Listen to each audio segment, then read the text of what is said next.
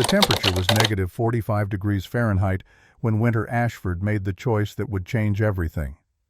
Her hands were blue, not the pale blue of someone who'd been outside too long, the deep blue of flesh surrendering to cold cells, crystallizing life retreating inward to protect the vital core. She couldn't feel her fingers anymore, hadn't felt them for the last hour, maybe two.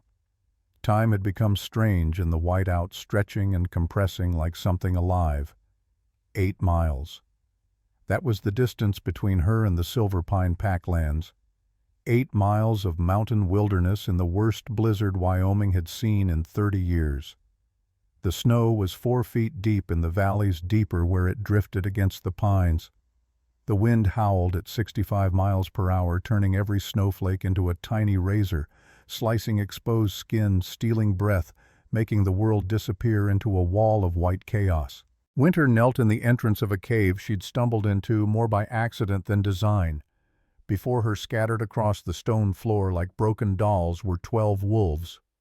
Not wolves. These were something else.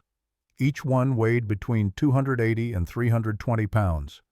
Massive. Built like tanks. Their fur was matted with blood. Black blood that smelled wrong.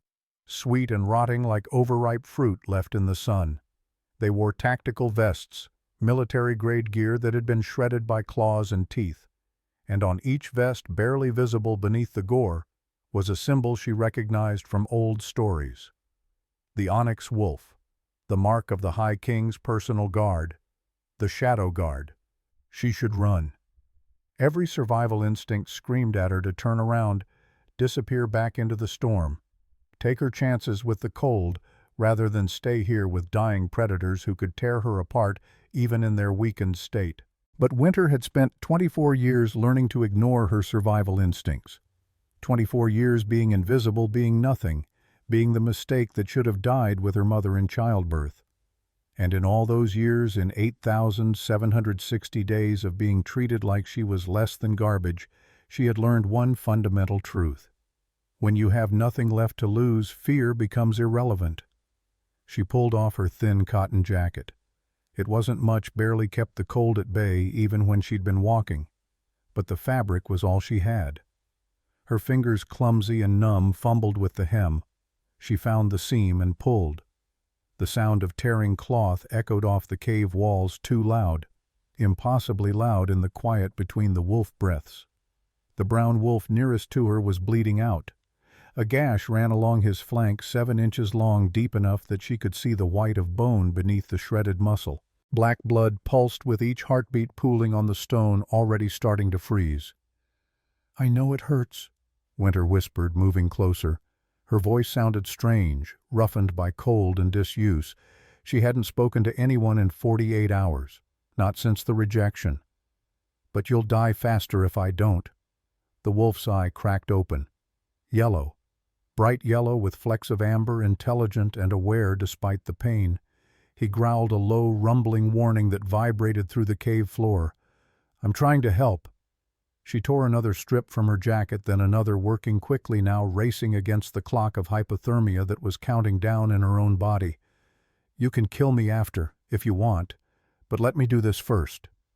She didn't wait for permission, couldn't afford to. She pressed the first strip of fabric against the wound, packing it tight. The wolf yelped a sound too human, too vulnerable. His back leg kicked reflexively, claws scraping stone. I know. Winter grabbed moss from the cave wall, damp and cold, and stuffed it into the wound before wrapping the fabric strips around his middle, pulling tighter until the bleeding slowed to a seep. Her hands were shaking. From cold or fear or exhaustion, she didn't know anymore. 9 more strips of fabric. 8 more wolves with bleeding wounds. Her jacket was gone, then her outer shirt. She was down to a thin camisole, goosebumps rising on her arms, her breath coming in visible clouds. The gray wolf near the back was convulsing. Foam flecked his muzzle, pink-tinged, and his eyes had rolled back until only the whites showed. Seizure. The poison was attacking his nervous system. Winter crawled to him, pressed her ear against his chest. His heartbeat was erratic, skipping, fluttering like a dying bird. She needed to clear his airway, keep him from choking on his own vomit. She turned his massive head to the side, used the hem of her camisole to wipe the foam away. His breathing eased just slightly. "That's it. Keep breathing. You're doing great." She found the water source at the back of the cave. A small ice stream, barely a trickle, but it was fresh, clean. She had no cup, no container.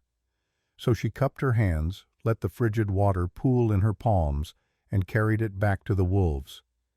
It took 52 trips, 6 ounces per handful, 19.5 pounds of water total, carried palmful by palmful to 12 dying warriors. By trip 20, her hands had gone past pain into numbness. By trip 40, they'd turned a deeper blue, the color of bruises of frostbite claiming territory. By trip 52, she could barely make her fingers curl anymore. But every wolf had water. She saved the black wolf for last. He was in the center of the cave, positioned like a general even in collapse, his massive body creating a windbreak for the others. He had to be 6 feet long from nose to tail, maybe longer. His fur was pure midnight, so dark it seemed to absorb light, and unlike the others, he had no visible wounds. But he was burning up. Winter pressed her palm against his shoulder and jerked back. His skin beneath the fur was scorching, had to be 104 degrees, maybe higher. Fever. The poison was internal, cooking him from the inside out, his immune system waging a war. It was losing. His eye opened. Just one, the other too swollen. And Winter forgot how to breathe. Gold. Molten gold, with flecks of violet colors that shouldn't exist together, shouldn't be possible in nature. The eye tracked her movement, followed her, as she knelt beside his head. There was intelligence there, sharp and assessing, even through the haze of pain. And something else. Recognition, maybe, or curiosity about the small human girl who'd stumbled into his final moments. "You're the Alpha," Winter said softly. It wasn't a question. She could feel it, the weight of his authority, the invisible pressure that made her want to bow her head, submit, acknowledge his dominance. "They're your men." The black wolf exhaled a long, rattling sound that spoke of failing lungs. "I can't draw the poison out. I don't have the supplies. I don't have anything." Her voice cracked. She was so tired, so cold. Every muscle in her body was shaking now, her core temperature dropping, the first stages of hypothermia setting in for real. "But I can try to break the fever." She went back to the ice stream one last time, soaked the last scrap of her jacket in the frigid water, wrung it out and laid it across his massive snout. He leaned into the touch, a tiny movement barely perceptible, but it was there. Permission, gratitude, trust.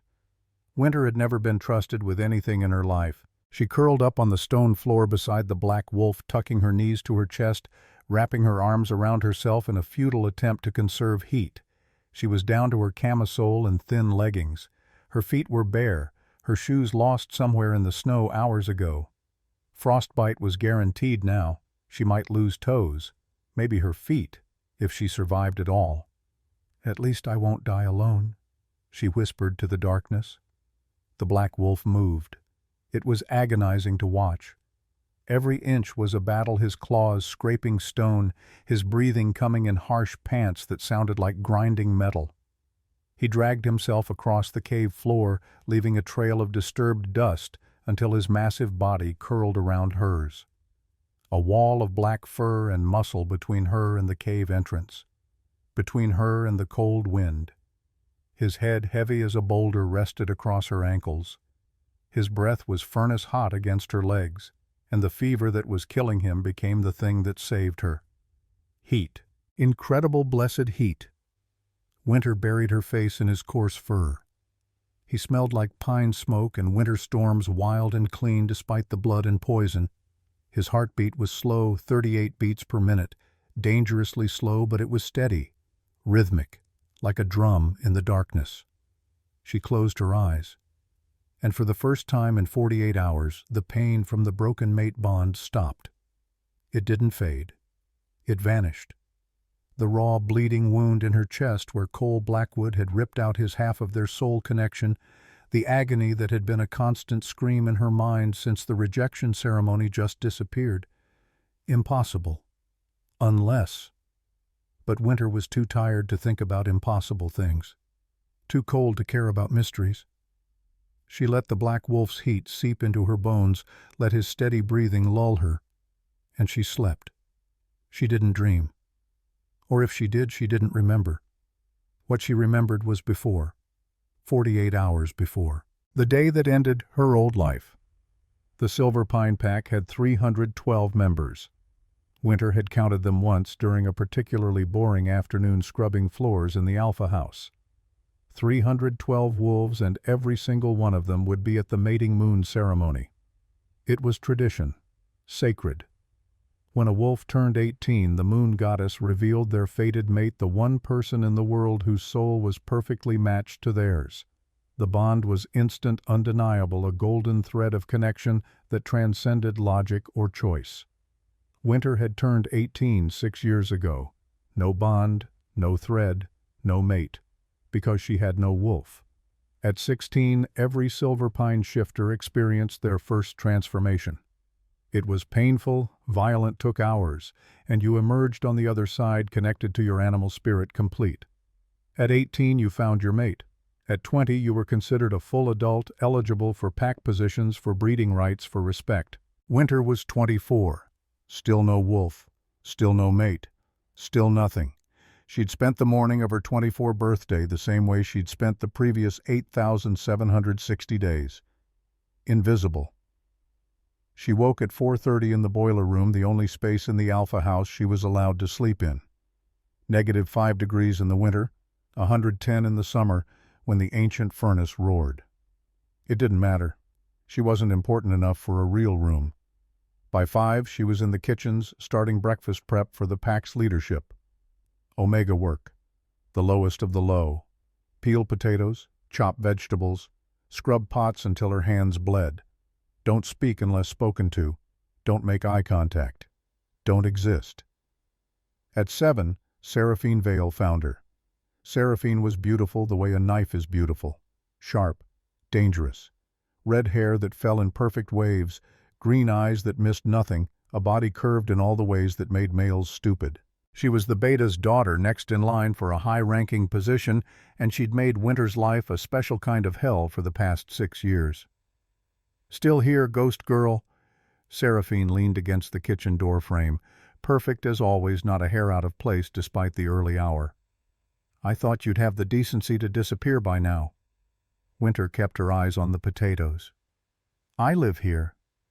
You exist here. There's a difference." Seraphine moved closer, her heels clicking on the tile.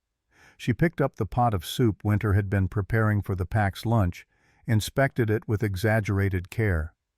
"This looks cold." "It's not heated yet. Lunch isn't for 5 more." Seraphine tipped the pot.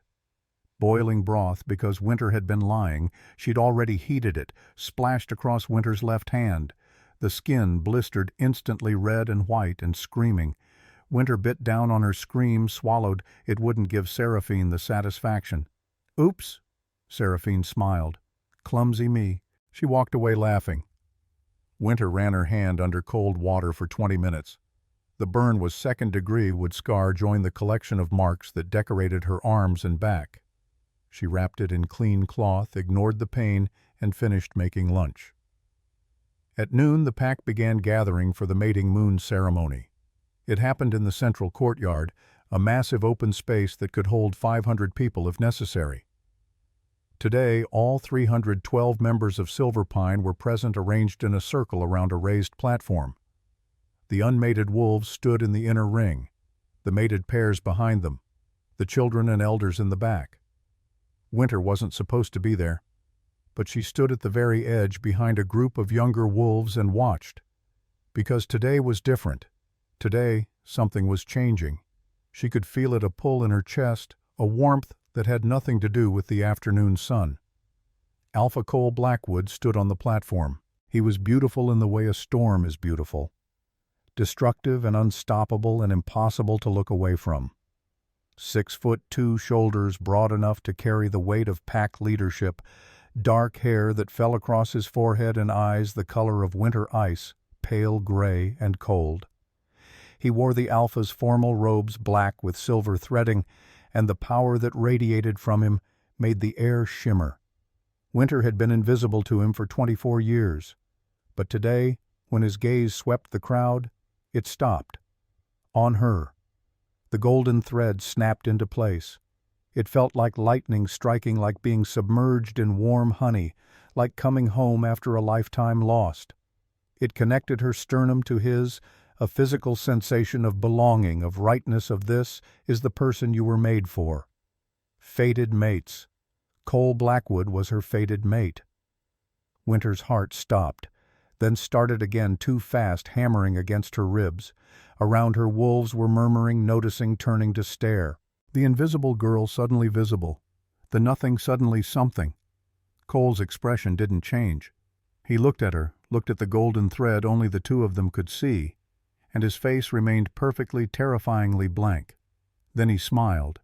It wasn't a kind smile. Winter Ashford. His voice carried across the courtyard, amplified by Alpha authority. Step forward. She did. Her legs moved without conscious thought, drawn by the bond, by the thread pulling her toward him. She climbed the 3 steps to the platform, stood before him, barely coming up to his shoulder. Small, insignificant. Nothing. The crowd was silent. The moon goddess. Cole said, still smiling that terrible smile, has played a cruel joke. Winter's stomach dropped. She has tethered a warrior Alpha to a broken thing. He spoke slowly, precisely, making sure every word landed like a blow. A wolfless Omega. A genetic dead end. A creature so weak she cannot even shift. Whispers rippled through the crowd. Not surprise. Agreement. Cole raised his voice loud enough for the neighboring territories to hear. I, Alpha Cole Blackwood of the Silver Pine Pack, reject you, Winter Ashford, as my mate. The bond snapped. It didn't break gently. It didn't fade. It was ripped out, torn from her chest, like someone had reached inside and yanked out a vital organ. Winter gasped, fell to her knees, hands clutching her sternum. Blood, hot and copper-tasting, filled her mouth, dripped from her nose, from her ears. The rejection of a fated mate could kill a weak wolf. "Accept it!" Seraphine shouted from the crowd. She stood in the front row, beautiful and triumphant. "Accept it, and leave you useless waste." Cole looked down at Winter, kneeling in her own blood, and his expression was carved from ice. "You are wolfless. You are weak. You cannot provide me with strong heirs. You cannot lead this pack." He reached out, pulled Seraphine onto the platform. She melted into him, wrapped her arms around his waist, buried her face in his neck, marking him, claiming him, in front of everyone. "I accept Seraphine Vale as my chosen mate." The sight of them together broke something in Winter that the bond snapping hadn't touched. Some last fragile piece of hope she hadn't known she was holding. Her voice came out cracked, barely audible. She forced herself to stand, forced herself to look Cole Blackwood in his cold gray eyes. "I accept your rejection, Alpha Cole." The bond shattered. Whatever had been injured before was obliterated now. Winter felt it, the final severing, like a door slamming shut on a part of herself she'd never get back. Cole wasn't finished. Furthermore, he continued, his voice carrying that terrible formal weight, as Alpha, I cannot have a rogue element weakening the pack gene pool. Winter Ashford, you are hereby banished from Silver Pine lands. You have 60 minutes to leave. If Border Patrol finds you after sunset, they have orders to kill on sight. A collective gasp went through the older pack members. Even they understood what this meant. It was January. A polar vortex had settled over Wyoming, bringing temperatures down to -45 degrees. A blizzard was forecast for tonight, wind speeds up to 70 miles per hour, whiteout conditions. To banish an Omega in these conditions wasn't exile.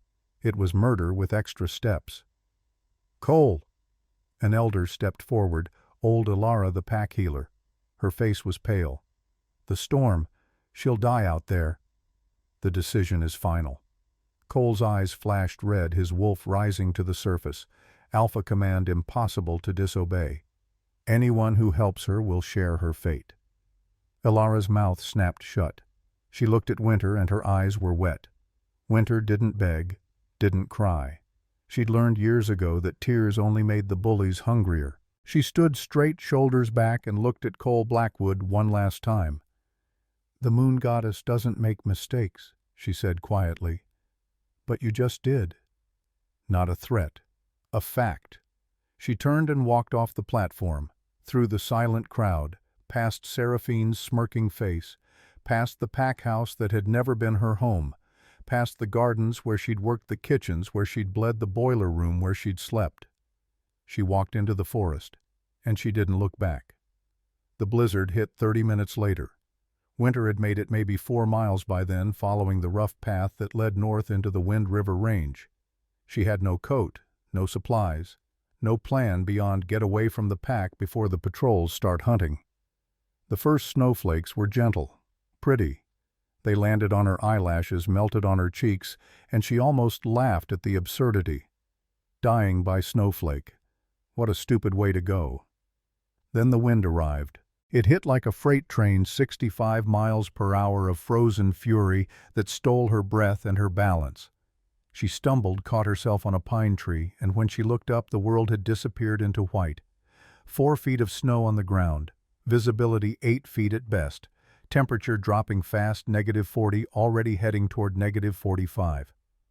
Winter walked. She had no choice. Standing still meant dying faster.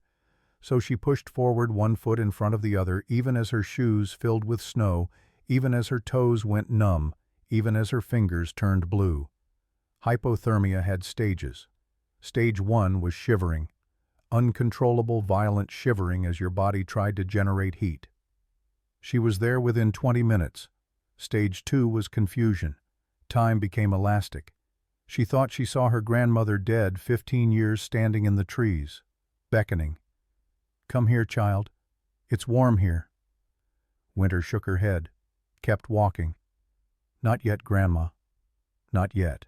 She didn't know when she reached stage 3, when the shivering stopped because her body had given up, when her movements became sluggish, clumsy, her thoughts slow and thick like honey. She was climbing. The ground had tilted upward, steep and treacherous.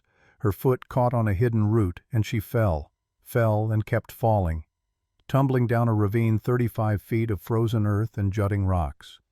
She hit the bottom hard, heard the crack of ribs breaking, felt the sharp punch of pain, and then felt nothing at all for a moment. When the world came back, she was lying on her back, staring up at a sky she couldn't see through the snow. Her left side was agony, breathing hurt, moving hurt, existing hurt. She should just stay here. Close her eyes. Let the cold take her. It would be gentle, they said. Hypothermia was a kind death. You just fell asleep and didn't wake up. Then she smelled it. Iron, rot, something sweet and wrong. Winter turned her head. 10 feet away, hidden behind a curtain of frozen ivy, was the mouth of a cave. She crawled. Ribs grinding hands, leaving bloody prints in the snow, she dragged herself across those 10 feet and through the ivy curtain. The cave was massive, cathedral-sized, and scattered across its floor were 12 wolves, 12 warriors, dying. And Winter Ashford, the worthless Omega, the broken thing, the mistake that should have died at birth, made a choice. She stayed. Dawn came like a whisper. Winter didn't wake so much as surface from a place too deep to be called sleep. Her first conscious thought was warmth. Real warmth, not the false heat of fever or the desperate fantasy of a freezing brain. This was solid alive, pressed against her back and curled around her legs. Her second thought was skin. Hot, smooth skin where there should have been fur. Her eyes snapped open. The massive wall of black fur was gone. In its place was a man. He was lying on his side, his arm draped protectively over her waist, pulling her flush against his chest. Even unconscious, his body radiated authority, the same crushing presence she'd felt from the wolf. His skin was bronze darker than it should be for someone who lived in Wyoming winters, and it was mapped with scars. Thick white lines across his ribs, a jagged mark that ran from his left shoulder down to his hip, burns on his forearms old and silvered with age. Winter froze, barely breathing.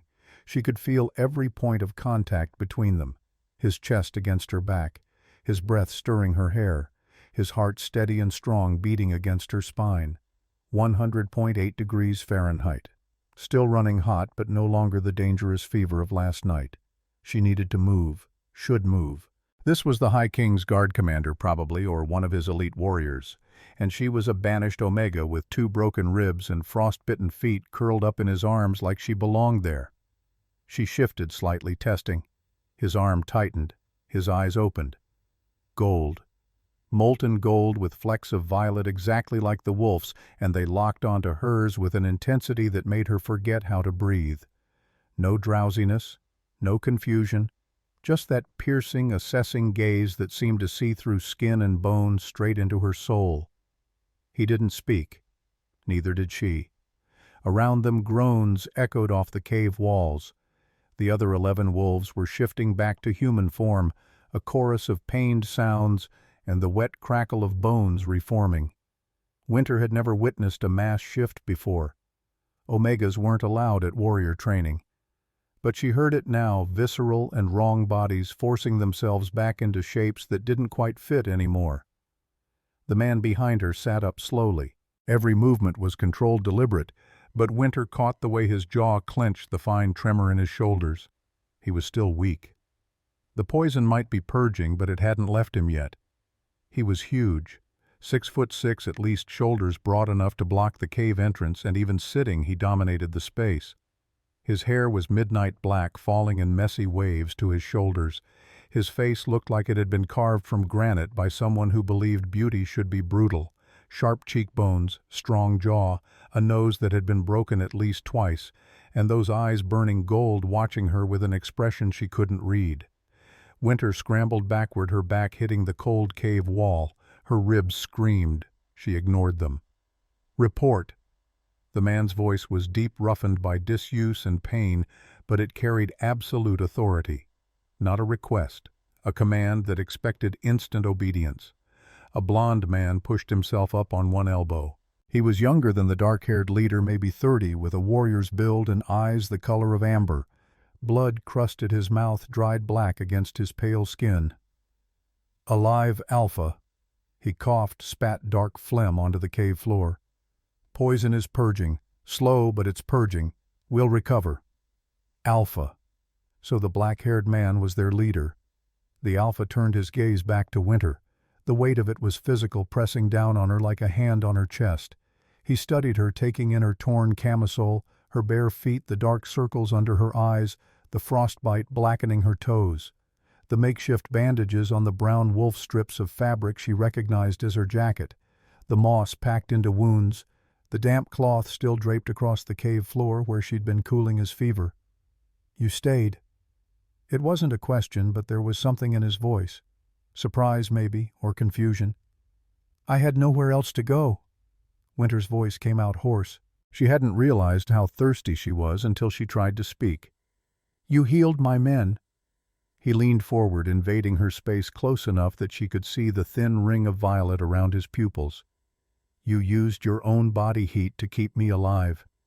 You were dying faster than I was. Why?" Such a simple question, such an impossible answer. "Because you were dying," Winter said finally. "I don't like death. I've seen enough of it." The Alpha stared at her for a long moment. Something flickered in those golden eyes, an emotion too quick to catch. Then he reached out his hand large enough to crush her skull and gently, impossibly gently tucked a strand of hair behind her ear. His fingers were calloused rough with old scars, but his touch was careful. "Do you know who I am, Winter?" She blinked. "How do you know my name?" "You sang to me last night, while I was burning up." His thumb traced the shell of her ear, and she shivered. "You sang a lullaby, and you said, 'Sleep, Winter's here.' You're safe. I assumed Winter was your name." She had. She remembered now through the haze of exhaustion and cold, singing the old song her grandmother had taught her, the one about soldiers coming home from war. She'd sung it to the black wolf trying to soothe his fever, and she must have said her own name without thinking. "I don't know who you are," Winter admitted. "A warrior. Elite, obviously. Royal Guard based on the crests." "Close." He pulled his hand back and she felt the absence of his warmth like a loss. "I am Dominic Gray, High Alpha King of the North American Shifter Realm." The cave went absolutely silent. Winter's brain stuttered, tried to process, failed. "The king?" "Yes. You're supposed to be in the capital, 380 miles south." "I was." Dominic's expression didn't change, but something hardened in his eyes. "6 days ago, we received intelligence about Raven Syndicate activity on the Wyoming border. Human trafficking, weapons smuggling, possible pack infiltration. I brought my shadow guard to investigate quietly. No army, no fanfare, just 12 of us." The blond man spoke up, his voice strained. "We were ambushed 4 miles from the border. 40 fighters, Raven Syndicate colors, armed with poisoned darts."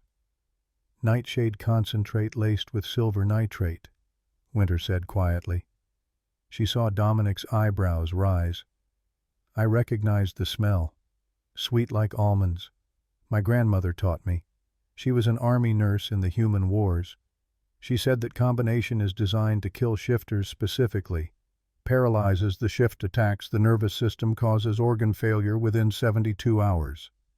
Your grandmother was correct." Dominic studied her with new interest. "We managed to fight them off, but we were all hit. The poison worked fast. We couldn't shift back to human form, couldn't call for help, couldn't do anything but run. We made it to this cave and collapsed. That was 36 hours ago." "You should be dead," Winter said bluntly. "All of you. Nightshade Silver combination kills in 72 hours. You were at hour 36. That means you had 36 hours left maximum, and that's if you had medical treatment. Without it, we had 12 hours, maybe less." Dominic's gaze was steady, unblinking. "Then you arrived." "I didn't do anything special. Just first aid. Bandages and water and cold compresses." "You did more than that." He shifted and Winter caught the way his muscles moved under scarred skin, powerful and controlled. "Do you know what you are, Winter Ashford?" "A mistake. A worthless Omega who can't shift. According to my former Alpha, a genetic dead end and a waste of resources." Dominic's expression darkened. The temperature in the cave seemed to drop 10 degrees. "Your former Alpha is a fool. He's not wrong. I'm 24 years old and I've never shifted. Not once. No wolf spirit, no connection to the moon goddess, nothing. I'm human in everything but scent." "No." Dominic stood and Winter had to tilt her head back to maintain eye contact. He towered over her, massive and intimidating, and when he spoke his voice carried the weight of absolute certainty. "You're a soul anchor. 1 in 8.3 million wolves are born without a shift, and of those only a fraction survive past childhood. Do you know why?" Winter shook her head. "Because most soul anchors die before they find their purpose. They're fragile, weaker than normal wolves, and packs treat them as burdens." He crouched down, bringing himself to her eye level. "But the ones who survive, the ones who make it to adulthood, they're the most powerful shifters alive." "I don't have any power. I can't even shift." "You don't need to shift. Your soul is a vessel, Winter. You can absorb alpha pain, amplify their strength, neutralize toxins." He reached out, took her hand. The moment their skin touched, a jolt of electricity shot up her arm, warm and bright and right. "That's why you survived Cole Blackwood's rejection. A normal wolf would have died from the bond snapping. You didn't because your soul is designed to anchor, not to break." Winter stared at their joined hands. His palm was warm, almost hot, and where his thumb brushed across her knuckles, she felt the mate bond pain fade. The raw bleeding wound in her chest that had been screaming since the rejection ceremony went quiet. "And that's why I'm still alive." Dominic continued, his voice softer now. You pulled the poison from my core, grounded it, neutralized it. You saved 12 elite warriors with nothing but torn fabric and ice water and your own body heat. Do you understand what that means? No. It means you're not broken Winter Ashford. You're the opposite. You were made for this. His golden eyes held hers, intense and burning. You were made for a king. The blond man cleared his throat. Alpha we should discuss. Later, Rowan. Dominic didn't look away from Winter. Give us a moment. Rowan. Winter filed the name away. The brown wolf she'd bandaged first, now human, and watching her with open curiosity. I need to check your wounds, Winter said, needing something to do with her hands, some excuse to break the intensity of Dominic's gaze. The bandages need changing, and the gray wolf he was seizing last night. His airway. Lucian. His name is Lucian. Dominic released her hand slowly, like he didn't want to. And yes, please, check them. Winter moved through the cave, assessing each warrior in turn. Rowan's gash was closed, healing faster than should be possible. Lucian's breathing was clear, his eyes focused. The others were in various stages of recovery, but all of them were stable. Alive. They watched her with identical expressions of bewilderment, like they couldn't quite process the small human girl in a torn camisole who'd kept death at bay with nothing but determination and scraps of cloth. When she returned to Dominic, he was standing near the cave entrance, staring out at the snow. The blizzard had passed. Morning sun glinted off fresh powder, turning the world into blinding white diamonds. We need to return to Silverpine, Rowan said, struggling to his feet. He swayed, caught himself. Alpha, we're still weak. We need the pack medic's proper treatment, and we need to report the ambush. Dominic nodded slowly. Agreed. Can everyone walk? A chorus of affirmatives, some more convincing than others. Winter. Dominic turned to her. You're coming with us. It wasn't a request. I'm banished from Silverpine. If I go back, the Border Patrol will kill me on sight. They'll have to go through me first. Dominic's voice was flat final. And I don't recommend they try. The journey back took 3 hours.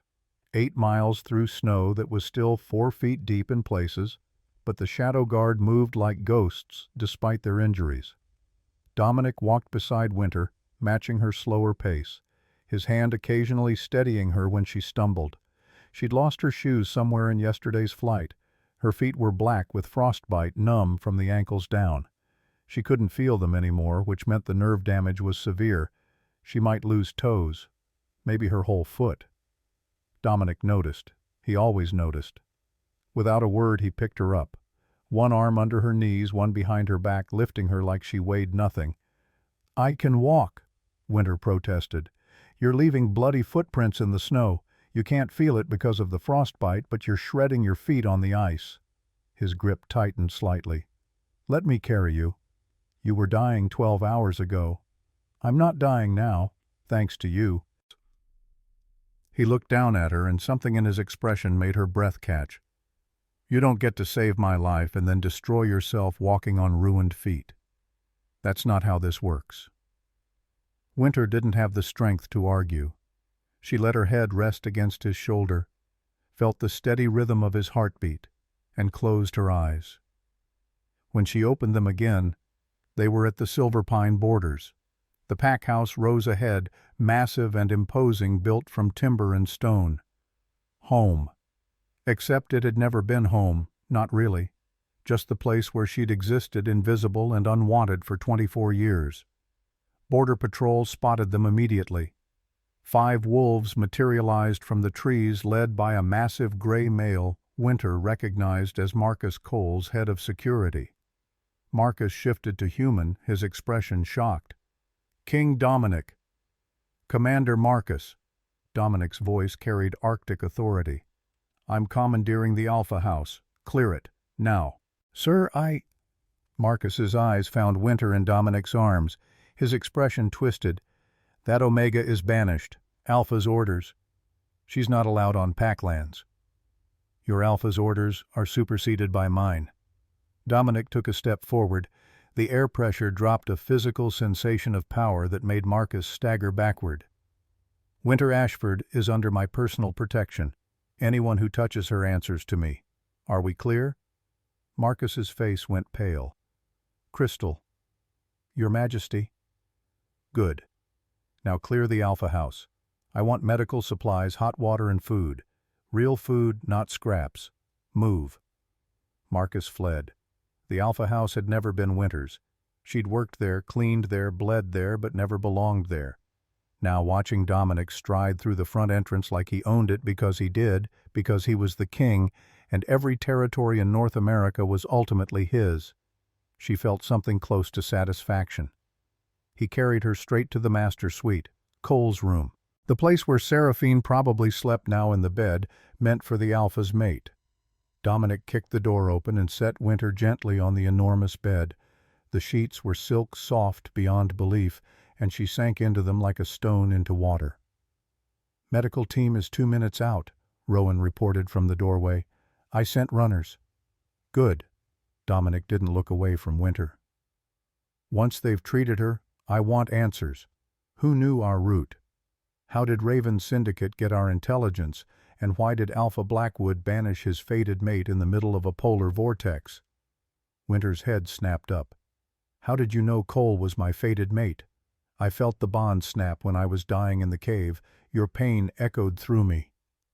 Dominic's jaw clenched. It nearly stopped my heart. Before Winter could process that, the door burst open. Royal medics swarmed in, 3 of them carrying bags of supplies. They descended on Winter like efficient machines, checking vitals, assessing wounds. 2 broken ribs, stage 2 hypothermia frostbite to both feet and hands, 2nd-degree burn on the left palm, severe malnutrition. The head medic, a stern woman in her 50s, rattled off the list like an indictment. Your Majesty, this girl is severely malnourished. She's 23 pounds underweight for her height and frame. This didn't happen overnight. How long? Dominic's voice was dangerously quiet. 6 months minimum, possibly longer. Winter stared at the ceiling, refusing to meet anyone's eyes. Yes, she'd been hungry. Omega's got the leftovers after everyone else ate. Sometimes there weren't any leftovers. It was normal. Except from the expression on Dominic's face, it wasn't. The medics worked quickly. They wrapped her ribs, treated her burns, started an IV for fluids and nutrients. The frostbite was bad but salvageable with shifter healing salves. She'd keep her toes, but they'd be numb and sensitive to cold for months. The medic warned her no running, no dancing, minimal weight-bearing for at least 4 weeks. When they finally left, Winter was alone with Dominic. He sat in the chair beside the bed, elbows on his knees, hands clasped, staring at her with an expression she couldn't decipher. Tell me about the rejection, he said quietly. So she did. She told him about the mating moon ceremony, about the golden thread snapping into place connecting her to Cole, about standing on that platform in front of 312 witnesses and hearing her fated mate call her a broken thing, a genetic dead end worthless. She told him about Seraphine, about the soup burn that morning, about 6 years of casual cruelty disguised as accidents. She told him about the banishment, 60 minutes to leave or die, and she told him about walking into the blizzard, falling down the ravine, finding the cave. Finding him. Dominic listened without interrupting. When she finished, his hands were clenched so tight his knuckles had gone white. Cole Blackwood rejected his fated mate and sentenced her to death. His voice was barely above a whisper, but it vibrated with rage. In the middle of a polar vortex, knowing she had no survival gear, no training, no wolf to protect her. He was protecting the pack's genetic integrity. I understand his reasoning. I don't. Dominic stood, began pacing like a caged wolf. Fated mates are sacred. When the goddess ties 2 souls together, there's a reason. Cole Blackwood looked at a miracle and called it garbage. I'm not a miracle. I'm just a soul anchor who saved the High King's life. Dominic stopped pacing, turned to face her. Do you understand what would have happened if you'd died in that blizzard? If you'd kept walking? If you'd never found the cave? You would have died. I would have died. My 12 best warriors would have died. The Raven Syndicate would have killed the king and his personal guard, and the realm would have descended into chaos. Territories fighting for succession. Civil war. Thousands dead. He moved closer, sat on the edge of the bed. You prevented that. You, the worthless Omega, the broken thing, the genetic dead end. Winter's throat tightened. And then there's this. Dominic reached out, took her hand again. The electric warmth flared between them, stronger now, undeniable. Do you feel it? Yes. That's not gratitude, Winter. That's not me being grateful you saved my life. His thumb traced circles on her palm, and she felt the bond pain recede further, the wound in her chest knitting closed. That's a mate bond, the real one. Winter pulled her hand back like she'd been burned. That's impossible. I was just rejected 48 hours ago. Mate bonds don't just transfer. False bonds do. Dominic's expression was gentle, patient. Cole Blackwood wasn't your true mate. He was a false match, probably karmic, meant to teach you something or put you in position for your real mate. The goddess corrects her threads when she needs to. Cole's bond was cold. Wasn't it? Painful even before the rejection. Winter thought back. The thread connecting her to Cole had always felt wrong, like a rope burn, uncomfortable and tight. She'd assumed that was normal. My bond to you feels warm, she whispered, like coming home. Because it is home. Dominic smiled, and it transformed his harsh face into something almost beautiful. You were always meant to be mine, Winter Ashford. Cole Blackwood was just the storm that brought you to me. A knock at the door interrupted them. Rowan entered, his expression grim. Alpha, we have a problem. Garrett Hawk, the Beta, is here. He's requesting an audience. Send him in. Garrett Hawk was a bull of a man, 6 feet tall and built like a linebacker, with graying brown hair and eyes the color of mud. He'd always ignored Winter like most of the pack, but now he looked at her with something close to guilt. Your Majesty. He bowed deeply to Dominic. I need to confess something about the ambush. Dominic went very still. Speak. 9 days ago, my daughter Seraphine received an encrypted message. I saw it by accident. She tried to hide it, but I'm her father. I know when she's lying. Garrett's hands trembled. The message was from Raven Syndicate. They offered us the disputed lands, the oil-rich territory on the Wyoming border, worth approximately $2 billion, in exchange for one thing. What thing? Your route. The king's route through Wyoming. Garrett's voice broke. I told her to refuse. Told her it was treason that we'd be executed.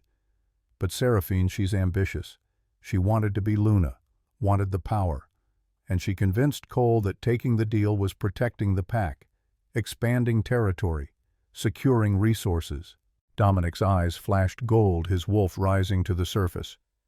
Cole Blackwood knew. He knew my route and gave it to Raven Syndicate. Yes, Your Majesty, I'm so sorry. I should have stopped them. Should have reported it immediately. But Seraphine is my daughter, and I was weak, and I... Garrett fell to his knees. I accept whatever punishment you deem fit. The room was silent except for the sound of Garrett's ragged breathing. Then Dominic spoke, his voice colder than the blizzard outside. Where is Seraphine Vale now? In her quarters, Alpha. She doesn't know I've confessed. Arrest her. Arrest Cole Blackwood. Put them both in the holding cells. I'll deal with them after Winter has recovered. Yes, Your Majesty. Garrett stood, hesitated. For what it's worth, I'm glad she's alive. Winter. She didn't deserve what they did to her. He left before Dominic could respond. Winter stared at her hands, processing. Cole had known about the ambush, had helped plan it maybe, had traded the king's life for territory and power. And then he'd rejected her, and sent her to die, probably to tie up loose ends, the sole anchor who might have saved the king. Remove her from the equation, ensure Dominic Gray died in the mountains, and Silver Pine would profit from the chaos. He tried to kill you twice, she said quietly. Once by rejection, once by banishment. And both times it was to help Raven Syndicate murder you. Yes. So when I saved you, I ruined his plan. Yes. Winter laughed. It came out bitter sharp. Good. Dominic smiled fierce and proud. There's my Luna. The word hit her like a physical blow. Luna. Queen. Mate of the High King. I'm not. Yes, you are. Dominic leaned forward, his golden eyes burning into hers. I formally reject any claim Cole Blackwood had on you, and I claim you, Winter Ashford, as my true mate. My Luna. My queen. He took her hand, pressed it against his chest, over his heart. Will you accept me?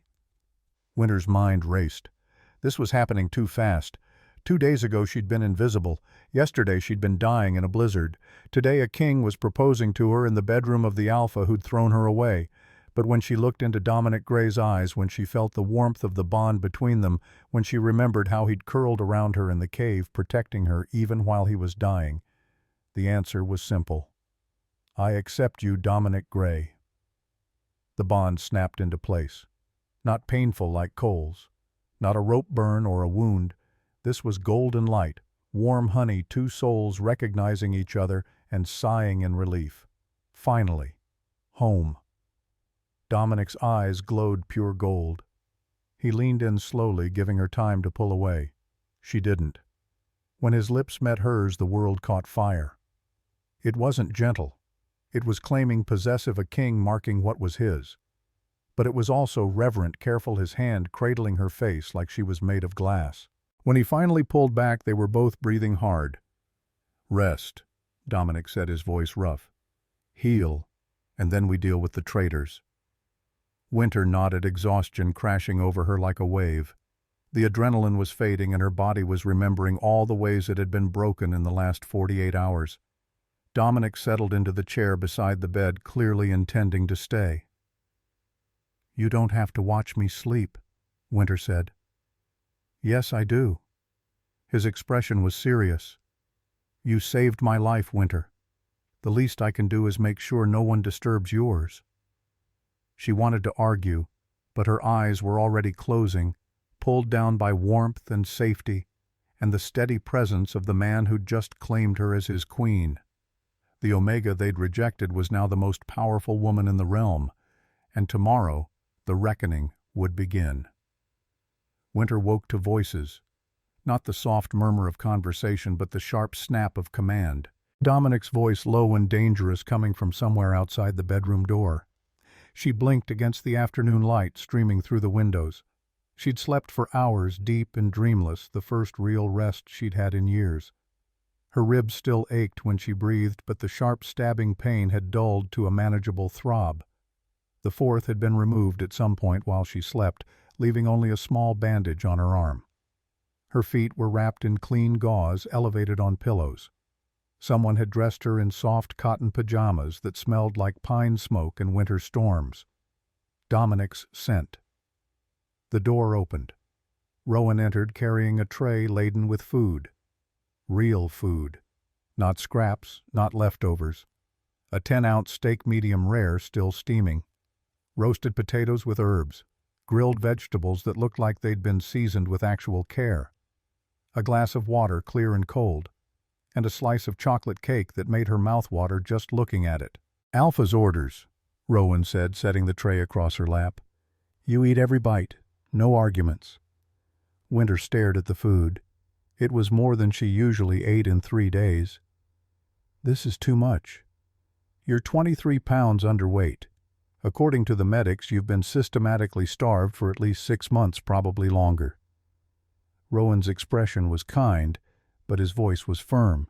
You'll eat, and tomorrow you'll eat again, and the day after, until your body remembers what it's like to not be hungry.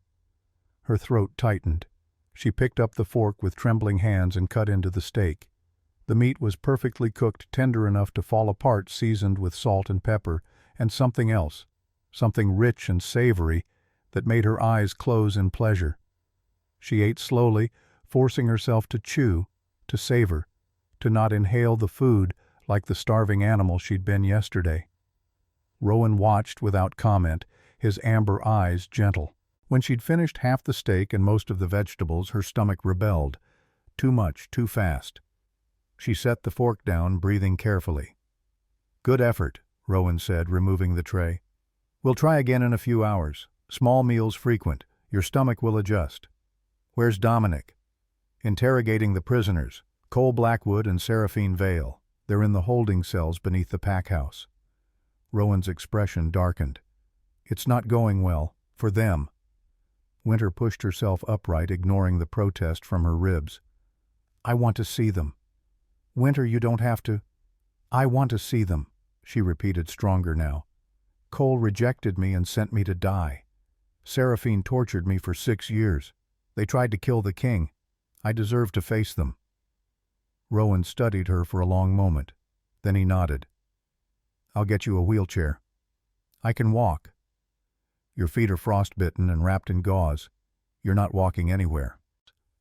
He left before she could argue, returning minutes later with a wheelchair and a thick wool blanket.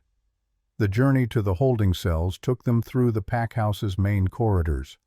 Wolves stopped and stared as they passed. Winter, the invisible Omega, now wrapped in the High King's blanket, being pushed by the commander of the Shadow Guard. The whispers followed them like a wake. The holding cells were underground, carved from bedrock, cold and damp, and designed to break a prisoner's spirit. Winter had never been down here before. Omegas weren't allowed near the justice system. Dominic stood outside one of the cells, arms crossed, his expression carved from ice. When he saw Winter, something in his face softened. He moved to her, immediately crouched down beside the wheelchair. "You should be resting. I need to do this." Winter met his golden gaze steadily. "Please." Dominic studied her, then nodded. He stood, opened the cell door. Cole Blackwood sat on the stone bench inside, chained at the wrists and ankles. Silver chains, Winter noted. They burned his skin where they touched, leaving angry red welts. His gray eyes were bloodshot, his face haggard. He looked like he'd aged 10 years in 2 days. When he saw Winter, something crumpled in his expression. "Winter." Her name came out broken. "Goddess Winter, I'm sorry. I'm so sorry. Tell me why." Winter kept her voice level, emotionless. "Tell me why you rejected me. The real reason." Cole laughed, bitter and hollow. "Because I'm a coward. Because Seraphine showed me pack records, genealogy charts, projections. She said your bloodline was genetically inferior, that if I claimed you as Luna, the Council of Alphas would see it as weakness. Other packs would challenge us. We'd lose territory, lose status, lose everything my father built. So you chose power over your fated mate." "I chose the pack. Or I thought I did." Cole's chains rattled as he shifted. But Seraphine, she had another agenda. She'd been in contact with Raven Syndicate for months. They wanted the disputed lands, the oil rights, the mineral deposits, and they wanted the king dead. Why? Because King Dominic refused to negotiate with terrorists. He's been hunting Raven Syndicate for 5 years, shutting down their operations, executing their leaders. They wanted him gone so they could expand unchallenged. Cole's voice dropped. Seraphine made a deal. Give them the king's root, ensure he died in the mountains, and in exchange Silverpine would get the disputed lands. $2 billion worth of territory. Winter's hands clenched on the wheelchair arms. And I was in the way. Yes. Cole met her eyes, and there was genuine anguish there. Seraphine said you were a soul anchor. Said if you were anywhere near the king when he was poisoned, you might save him. So the rejection served 2 purposes. Publicly, sever our bond, establish me as strong and pragmatic, and banish you into the blizzard where you'd die before you could interfere. Except I didn't die. No. You found him instead. Found the king dying in a cave and saved his life with nothing but torn clothes and ice water. Cole's laugh was ragged. You ruined everything, Winter, and thank the goddess you did. Winter stared at him. At the man who'd been made for her and who'd thrown her away like garbage. Do you regret it? Every second of every day since I spoke those words. Cole's chains clinked as he reached toward her, then stopped, knowing he couldn't touch her. I felt the bond snap. Felt your pain. It nearly killed me. And then I had to live with what I'd done, knowing you were out there dying in the cold because I was too much of a coward to stand up to Seraphine." "You were manipulated," Winter said quietly. "But you were also complicit. You made choices. You have to live with them." "I know." Cole bowed his head. "Whatever King Dominic decides, I'll accept. If it's execution, I deserve it. If it's exile, I'll go. Just please, Winter, know that I'm sorry. Know that if I could take it back, if I could go back to that platform and claim you the way I should have, I would." Winter felt Dominic's presence behind her, solid and warm. She reached up, found his hand, held it. "You weren't my true mate, Cole. You were just the storm that brought me to the man who was." She nodded to Rowan, who wheeled her out of the cell. Seraphine Vale was in the next cell over. Unlike Cole, who looked broken, Seraphine looked furious. Her red hair was tangled, her perfect makeup smeared her designer clothes torn and dirty. Silver chains bound her wrists, and she snarled when she saw Winter. "You." Seraphine lunged forward, stopped short by the chains. "This is your fault. All of it. You should have died in that blizzard like you were supposed to." "But I didn't." Winter's voice was calm, detached. "I survived, and I saved the king. And now you're here in chains while I'm about to become Luna Queen. How does that feel, Seraphine?" "You're nothing!" Seraphine's face twisted with rage. "No wolf, no power, no value. You're a broken thing, a genetic mistake. Cole was right to reject you. Cole was manipulated by you. He told me everything." Winter leaned forward slightly. "The Raven Syndicate deal. The ambush. The plan to kill the king and profit from the chaos. You orchestrated all of it. Someone had to be smart. Someone had to think beyond sentiment and fairy tales about fated mates." Seraphine's green eyes glittered with malice. "This world belongs to the strong, Winter, and you're weak. You always have been." "Am I?" Winter felt the power stirring inside her, the soul anchor ability that Dominic had explained.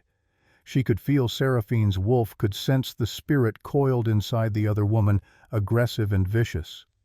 "Let me show you what weak looks like." She reached through the cell bars, grabbed Seraphine's wrist. The effect was immediate. Golden light flared where their skin touched, bright enough to make Rowan and Dominic shield their eyes. Winter felt Seraphine's wolf spirit, felt the strength and power that made her a dominant she-wolf, and she pulled. Not hard, just enough to make a point. Seraphine screamed. It was a sound of pure agony, of something vital being ripped away. Her back arched, her body convulsing, and for 10 seconds Winter drained just enough of her wolf to make her understand what true weakness felt like. Then Winter released her. Seraphine collapsed, gasping, tears streaming down her face. "What did you do? What did you do to me?" "I showed you mercy." Winter's voice was cold. "That was a taste of what I could do if I wanted to. I could strip your wolf entirely, leave you human, powerless, exactly what you called me. But I won't. Because unlike you, I'm not cruel." She nodded to Rowan again. They left Seraphine sobbing on the cell floor. Back in the corridor, Dominic pulled Winter's wheelchair to a stop, knelt in front of her. His golden eyes searched her face. "Are you all right?" Yes. And surprisingly she was. Facing them, seeing them broken and imprisoned, hadn't given her the satisfaction she'd expected. Just a sense of closure. "What will you do with them?" "That depends on what you want." Winter blinked. "Me? You're the aggrieved party. They wronged you most directly. In shifter law, you have the right to determine their punishment." Winter thought about it. About 6 years of cruelty. About burning soup in frozen boiler rooms and starvation rations. About standing on a platform in front of 300 witnesses and being called worthless. About walking into a blizzard to die. "I want justice," she said finally. "But I don't want to become like them. I don't want revenge to poison me the way ambition poisoned them." Dominic smiled, fierce and proud. "Then we'll have a trial. public fair with witnesses and evidence, and the punishment will fit the crimes. 3 days later, the trial took place in Silver Pines Town Square. The entire pack gathered 520 wolves when you counted neighboring territories. A raised platform had been constructed in the center with King Dominic seated on a throne borrowed from the pack house. Winter sat beside him in a smaller chair wearing a dress of silver silk that the royal seamstresses had made in 48 hours. She barely recognized herself in the mirror. The bruises had faded with shifter healing salves. Her frost-bitten feet were wrapped in soft leather boots lined with lamb's wool custom-made to accommodate the swelling that still hadn't fully gone down. Her hands were covered in thin gloves. Her hair, usually tangled and neglected, had been washed and braided with silver thread. Around her neck hung a pendant bearing the royal crest, the onyx wolf, marking her as the king's chosen mate. The whispers when she'd stepped onto the platform had been deafening. "Is that Winter Ashford? The Omega. She looks like a queen. She saved the king's life. She's a soul anchor, 1 in 8 million. She's going to rule us all." Now, as Dominic called the trial to order, the square fell silent. Cole Blackwood was brought out first, still in silver chains. Garrett Hawk followed, looking older and more tired than Winter had ever seen him. And finally, Seraphine Vale, struggling against her guards, spitting curses. Dominic's voice carried across the square, amplified by Alpha Command. "Cole Blackwood, you are charged with conspiracy to commit regicide treason against the crown and attempted murder of a soul anchor. How do you plead?" Cole stood straight, met Dominic's eyes.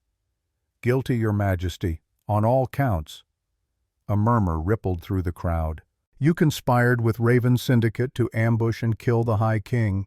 You provided intelligence on our route, knowing we would be poisoned and left to die. You did this in exchange for the disputed lands and political power. Is this accurate?" "Yes, Your Majesty." "And you rejected your fated mate, a soul anchor blessed by the moon goddess, and banished her into a polar vortex with the intent that she would die before she could interfere with your plan. Is this accurate?" "Yes." Cole's voice broke. "I was manipulated, but I was also complicit. I made the choices. I accept responsibility." Dominic leaned forward. "Do you have anything to say in your defense?" "Only that I'm sorry, and that Winter Ashford deserved better than what I gave her." The king nodded slowly. "Seraphine Vale, you are charged with conspiracy to commit regicide treason against the crown, manipulation of an alpha for criminal purposes, and 6 years of systematic abuse against a soul anchor. How do you plead?" "Not guilty." Seraphine's voice was defiant. "I did what was necessary for my pack, for my future." If Cole was too weak to see the opportunity that's his failing. "You arranged the ambush that nearly killed 12 warriors and your king. I arranged a business deal. How was I supposed to know you'd actually lose to a bunch of Raven thugs?" The crowd gasped. To speak to the king with such disrespect was unthinkable. Several alphas rose from their seats, growling. Seraphine realized her mistake too late. She'd insulted the king in front of 500 witnesses. Her survival instincts finally kicked in. She shifted. The transformation was fast, desperate. Red fur exploded from her skin as she lunged for Winter, jaws wide, going for the throat. A last-ditch attempt to eliminate the witness, the soul anchor who'd ruined everything. Winter didn't flinch. Dominic moved like lightning. One moment he was seated. The next he was in front of Winter, his hand closing around Seraphine's wolf throat mid-leap. He slammed her into the platform hard enough to crack wood. His eyes blazed pure gold, his canines extending. "You dare!" His voice wasn't human anymore. It was the king's voice, the voice that could command armies, break wills, end lives. "You dare attack my mate in my presence." Seraphine whimpered, struggling. Dominic's grip tightened until she couldn't breathe. "Shift back. Now." She obeyed, gasping, collapsing back into human form. Blood trickled from her mouth where she'd bitten her tongue. The crowd was silent. No one moved. No one breathed. Dominic looked at Winter. "Are you hurt?" "No." Winter's voice was steady. She never touched me. Good. Dominic turned back to Seraphine, still pinning her to the platform. You've shown your true nature. No remorse, no regret. Just violence and contempt, even at the end. He released her, stepped back. Dominic's expression didn't change, but his eyes flashed gold. Garrett Hawke, you are charged with knowledge of treason and failure to report. How do you plead? Guilty, Your Majesty. Garrett's voice was heavy. I knew what my daughter was doing. I should have stopped her. I didn't. I'm guilty. Dominic stood. The crowd fell absolutely silent. Cole Blackwood, you were manipulated, but you still made choices that endangered your king and condemned your fated mate to death. However, you have shown genuine remorse and accepted responsibility. He paused, letting the weight settle. I hereby strip you of your Alpha rank. You will serve as Beta under the new Silverpine Alpha Garrett Hawke's son Marcus. You will work to earn back the trust you destroyed. If you prove yourself worthy over the next 10 years, you may petition for rank restoration. But you will never be Alpha again. Cole sagged with relief. Not execution, a chance at redemption. Garrett Hawke, you were loyal to Silverpine for 30 years before your daughter's manipulation. You confessed your knowledge and accepted responsibility. Dominic's voice softened slightly. You are demoted to Gamma rank. You will serve your pack in whatever capacity the new Alpha requires. This is both punishment and mercy. Garrett bowed his head. Thank you, Your Majesty. Then Dominic turned to Seraphine. The temperature in the square seemed to drop. Seraphine Vale, you have shown no remorse, no regret. You orchestrated an attempt on my life, endangered 12 warriors, tortured a soul anchor for 6 years, and when caught, you showed only contempt. Then you attacked the Luna Queen in front of witnesses. His voice was ice and iron. For the crime of treason, the punishment is death. But death is too quick for what you've done. And attacking my mate, his smile was cold. Now it's personal. Seraphine's face went pale. I will strip you of your wolf, permanently. Dominic descended from the platform, approached her. You called Winter worthless for being wolfless. You said this world belongs to the strong. Let's see how you fare when you're the weak one. No. Seraphine's defiance cracked. No, please, not that. Anything but that. You showed Winter no mercy when she begged. I'll show you the same courtesy. Dominic placed his hand on Seraphine's chest over her heart. His eyes glowed pure gold, and ancient words poured from his mouth in a language Winter didn't recognize. Old magic, blood magic, the kind that predated modern pacts. Seraphine screamed. It was different from when Winter had drained her. This was permanent, absolute, the severing of a wolf spirit from its human host. Light poured from Seraphine's mouth, her eyes golden and bright, and it took form. A red wolf, snarling and terrified, ripped from her soul. The wolf dissolved into light, faded, disappeared. Seraphine collapsed now, completely human. No enhanced strength, no healing, no connection to the pack mind, just a fragile human woman in a world built for predators. You are banished to the Arctic territories, Dominic pronounced. You will live as humans live in negative 60-degree winters without pack protection or shifter advantages. The survival rate for humans in those conditions is 11 days. You may last longer. You may not. That's no longer my concern. Guards dragged Seraphine away. She was screaming, begging, promising anything if he'd just give her wolf back. Dominic returned to the platform, sat beside Winter, took her hand. Justice has been served, he announced to the crowd. Let it be known across all territories. The penalty for treason is absolute. The penalty for harming a soul anchor is severe. And the High King protects what is his. The crowd erupted in cheers. Winter sat very still, processing. It was over. Cole would serve as a lesser wolf working to redeem himself. Garrett would do the same. And Seraphine would die slowly in the frozen north, destroyed by the same cold she'd sent Winter into. It was just. It was fair. It was exactly what they deserved. So why did she feel empty? Dominic squeezed her hand, leaned close. "Are you all right?" "I thought I'd feel satisfied, vindicated, but I just feel tired." "That's because you're not like them. Revenge doesn't feed you. Justice is enough." He pressed a kiss to her temple. "That's what makes you a true queen." The coronation took place 7 days later. Not in Silverpine, but in the royal capital 380 miles south. Dominic had wanted to wait until Winter was fully healed, until her ribs were knit and her feet were strong. But Winter had insisted. She'd spent 24 years invisible.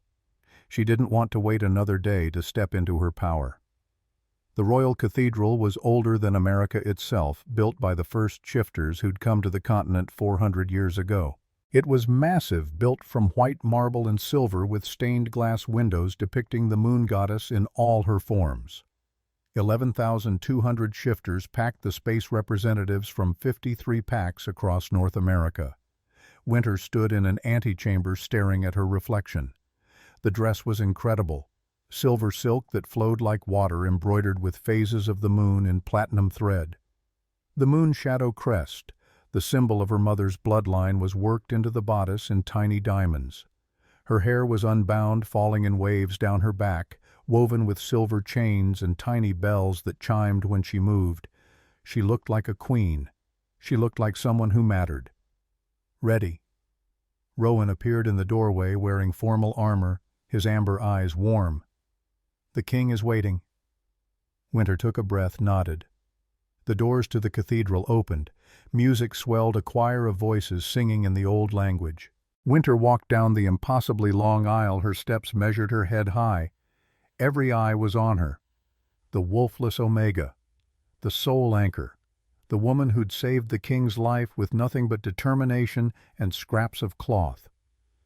Dominic waited at the altar, wearing the formal robes of the High King, black, with gold threading the onyx wolf crest prominent on his chest. When he saw her, his expression transformed. Not just pride or satisfaction. Something deeper. Recognition. My mate. My queen. My home. Winter reached him, took his offered hand.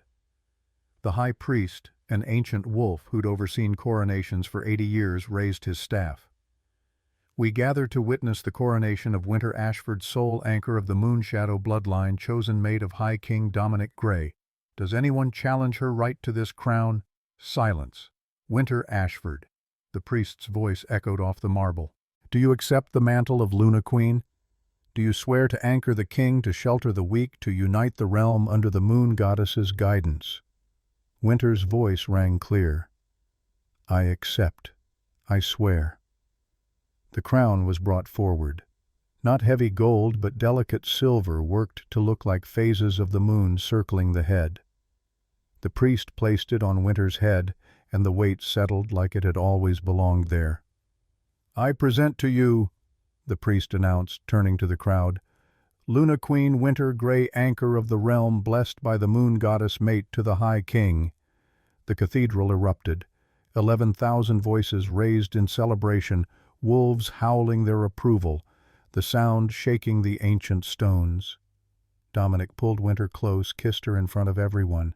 Not gentle or tentative, claiming, possessive, mine. When they finally broke apart, Winter was breathless. "How does it feel?" Dominic murmured against her ear. "Like coming home." The celebration lasted 3 days. Feasts and dances and formal presentations from every pack in the realm. Winter met alphas and betas, and elders received their pledges of loyalty, accepted their congratulations. She smiled until her face hurt, greeted guests until her voice grew hoarse.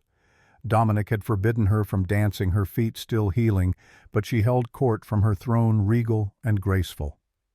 On the 3rd night, they finally had privacy. The royal chambers were enormous, built for comfort and luxury. A massive fireplace crackled against one wall. The bed could have slept 6 people comfortably. Windows overlooked the capital city, lights twinkling in the darkness like fallen stars. Winter stood at the window, still wearing her coronation dress, watching the city that was now hers to protect. She felt him before she heard him, the warmth of his presence, the familiar weight of his hands settling on her shoulders. He pressed a kiss to her temple, breathing in her scent like a prayer. "What are you thinking?" "That 3 months ago I was sleeping in a boiler room and eating garbage, and now I'm a queen." Winter leaned back into his warmth. "It doesn't feel real." "It's real. You earned this. Not by birth or luck, but by choosing compassion when the world gave you every reason to be cruel, by staying when you could have run, by saving lives when you were dying yourself." His arms tightened. "You're exactly what this realm needs." Winter turned in his embrace, looked up at him. "I'm pregnant." Dominic went very still. "What?" "The medics confirmed it this morning, 3 weeks along. Conceived that first night when the bond snapped into place." Winter's hand moved to her stomach, still flat, no sign yet of the life growing inside. "We're having a baby." For a long moment Dominic just stared at her. Then he laughed pure joy and swept her up, spinning her around until she was dizzy. "A baby. We're having a baby." He set her down carefully like she was made of glass. "An heir. Oh, Goddess Winter. Are you happy?" "Happy." Dominic cupped her face in his hands. "I've spent 15 years alone. 15 years searching for my mate, wondering if I'd ever find her. And then you stumbled into my life, this small, fierce Omega who refused to let me die, and you changed everything. You saved my life. You became my queen, and now you're giving me a child." His voice broke. Happy doesn't begin to cover it. He kissed her, then slow and deep and full of promise. Outside, the city celebrated their new queen. Inside, 2 souls that had been made for each other finally rested. Winter stood on the balcony of the royal palace, watching the first snow of the season drift down over the capital. Her hand rested on her belly, round and full now. 7 months pregnant. The baby, a daughter the medics had confirmed, kicked against her palm, strong and insistent. She smiled, already demanding attention just like her father. The realm had changed in half a year. Dominic's reforms were taking root. The new law requiring council review for Omega rejections had passed unanimously after Winter's testimony. 3 packs had already implemented sanctuary programs modeled after the one she and Marcus Hawk had designed for Silverpine. Marcus. The young alpha was thriving, transforming Silverpine from a place of cruelty into something better. He'd sent a letter last week telling her about the 5 wolfless Omegas who'd joined the pack, safe and valued for the first time in their lives. Cole served as his beta, quietly competent, earning back trust grain by grain. He'd never be alpha again, but he was learning to be something more important, a good man. Winter had seen him at the last council meeting standing beside Marcus, and there'd been no bitterness in his eyes when he looked at her, just acceptance. He'd made his choices. He was living with them. Garrett taught the younger generation his lessons carved from his own failures. The council had voted to restore him to beta rank after 3 years of exemplary service, but he'd declined. "I don't deserve it yet," he'd told Dominic. "Ask me again in 5. Seraphine was gone. The Arctic had claimed her in 9 days, exactly as predicted. A trapper had found her body frozen in a position that suggested she'd been trying to shift at the end, forgetting she no longer could. Winter had felt nothing when she heard. No satisfaction, no grief. Just quiet. The Raven Syndicate was crumbling. Dominic's forces had dismantled 4 cells in the past 6 months, captured 23 operatives, seized weapons caches across 3 states. Their leader, a wolf called Cade Voss, remained at large, but his network was bleeding. The Shadow Guard hunted him relentlessly. It was only a matter of time, and Winter had found her purpose. Not just as Luna, but as the voice for those who had none. She'd spoken before the Continental Council, proposing protections for soul anchors for wolfless Omegas, for the invisible ones. The Alphas had listened. Change was slow, but it was coming. She heard the door open behind her, felt the familiar warmth of her mate's presence. She felt him before she heard him, the warmth of his presence, the familiar weight of his hands settling protectively over her growing belly. He pressed a kiss to her temple, breathing in her scent like a prayer. "You're thinking too hard again," he murmured against her skin. "I can feel it through the bond." Winter leaned back into him, smiling. "Just counting blessings. Find any 1 or 2. She turned in his arms, looked up at him. The harsh face she'd first seen in the cave had softened over these months at least when he looked at her. The golden eyes were warm content. "Do you ever regret it, claiming the broken Omega instead of waiting for a strong she-wolf?" "Every day." Winter elbowed him. He laughed, caught her hand, pressed it over his heart. "I regret nothing. You saved my life. You became my queen. You're carrying my daughter." His voice roughened with emotion. "You're building a better world, one law, one sanctuary, one voice at a time. The anchor that holds me steady, the light that guides me home, the queen who will help me build something better." She rose on her toes, difficult now with the belly, and kissed him. When they broke apart, she rested her forehead against his chest, listening to the steady rhythm of his heart. Below them the capital city glowed in the dusk lights flickering on in windows, smoke rising from chimneys. Wolves and humans living together, building a future. Not perfect, not without conflict, but better, always working toward better. "She's kicking again," Winter said softly. Dominic's hand moved to where their daughter pushed against Winter's skin, a tiny foot or elbow making a visible bulge. His expression transformed into something awed, almost fragile. "Strong," he said. "Like her mother." "Stubborn," Winter corrected. "Like her father." They stood together in the falling snow, two souls that had found each other in the worst possible circumstances and built something beautiful from the ashes. Winter thought back to that cave, to the moment she'd made the choice to stay, to help to care for dying strangers, when she had every reason to save only herself. That choice had changed everything. The moon goddess didn't make mistakes. Winter had learned that the hard way through rejection and blizzards and frostbite and pain. But now, standing in her mate's arms, carrying their child, ruling a realm that finally saw her worth, she understood. She wasn't a mistake. She was exactly where she was meant to be. And their story, hers, Dominic's, their daughters, the realms, was just beginning.